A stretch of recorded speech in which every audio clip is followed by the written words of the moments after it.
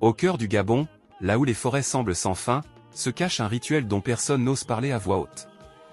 Un rituel où des enfants de 7 ans sont initiés au secret que même les adultes redoutent. Kena avait toujours entendu parler de la nuit des esprits. Ses amis lui avaient raconté des histoires.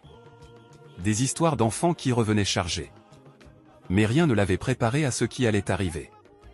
Cette nuit-là, son père l'a conduit jusqu'à la clairière sacrée. Aucun mot, juste un regard. Un regard qui disait « Pardonne-moi ». Kena regarda autour d'elle. Ils étaient 6. 6 enfants. Le silence était lourd, seulement brisé par les tambours et les chuchotements des anciens. Puis Mama Lamba est arrivée. Drapée de blanc, ses yeux semblaient voir à travers les âmes. Elle a pris la main de Kena, ses doigts glacés. « Ce soir vous serez purifiés. Les esprits décideront de votre destin. » Mama Lamba appliquant une pâtée blanche sur le visage de Kena. On leur donna une portion amère. Liboga. Peu à peu les visages des enfants se déformaient dans la terreur ou la transe. Kena sentit son cœur battre si fort qu'elle croyait qu'il allait sortir de sa poitrine puis le noir. Quand elle ouvrit les yeux, elle n'était plus dans la forêt. Devant elle, un vieil homme au visage peint, tenant un bâton sculpté.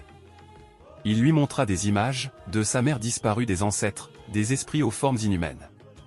Le lendemain matin, seuls 5 enfants sont revenus au village. Le père de Kena, les yeux remplis des larmes, a compris que sa fille n'était plus là. Mais où était-elle? Personne ne pouvait répondre, personne n'osait. Ce rituel est encore pratiqué aujourd'hui. Mais personne ne veut en parler. Que était-il arrivé à Kena?